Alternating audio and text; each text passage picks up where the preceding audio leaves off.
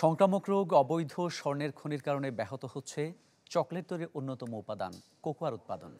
ফলে ৬০ বছর মধ্যে পৌনে ৫ লাখ মেট্রিক টন ঘাটতিতে এর বাজার। দাম ছাড়িয়েছে $১০,০০০ ঘর।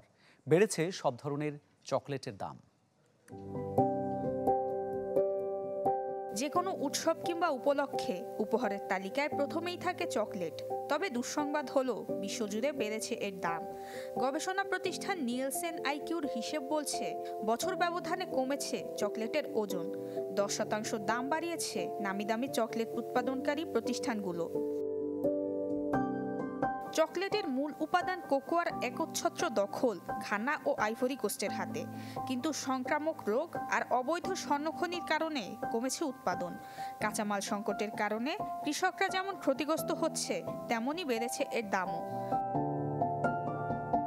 রোগের সংক্রমণে হাজার হাজার গাছ কেটে ফেলা হচ্ছে, আর অস্ত্রের মুখে কোকোয়া বাগান কিনে নেয় অবৈধ স্বর্ণ খননকারীরা। তাই অনেকে স্বেচ্ছায় বিক্রি করেছে চাষের জমি। খরা বন্যার দাপট তো রয়েছেই। চলতি বছরও লক্ষ্যমাত্রার তুলনায় ৭ লাখ টন কম কোকোয়া উৎপাদন হয়েছে।